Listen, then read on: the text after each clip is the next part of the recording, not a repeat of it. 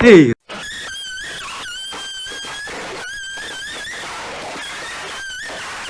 So during class, I'm browsing eBay, right?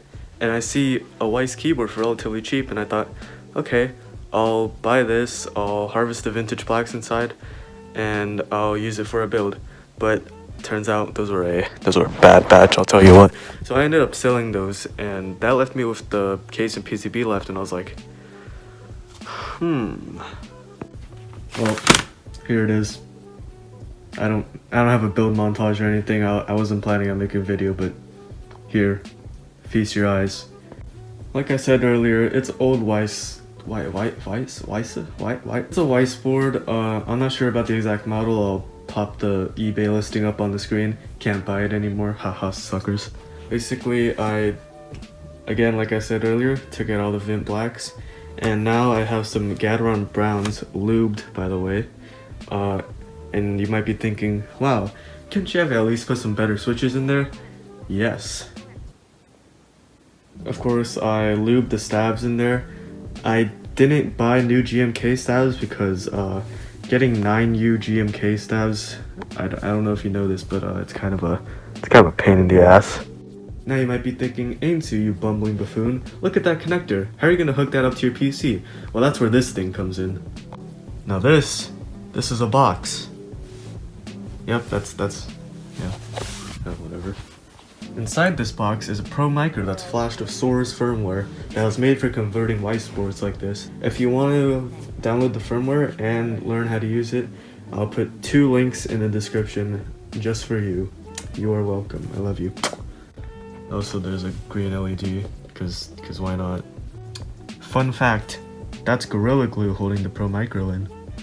Here's the browns. I don't know, man. This video is so impromptu, you don't even realize.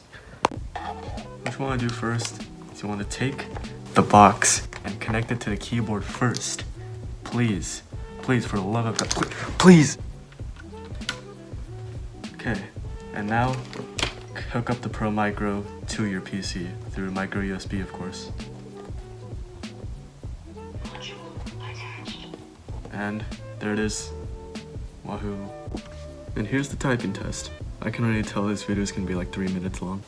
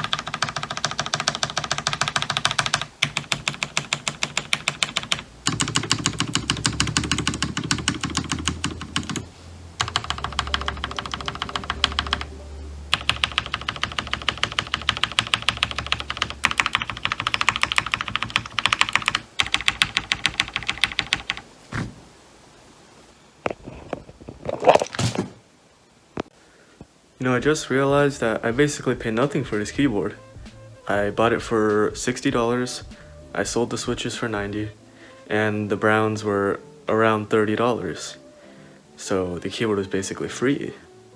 Granted, it did take me like 5 hours to build it, but that's why I call it finessed.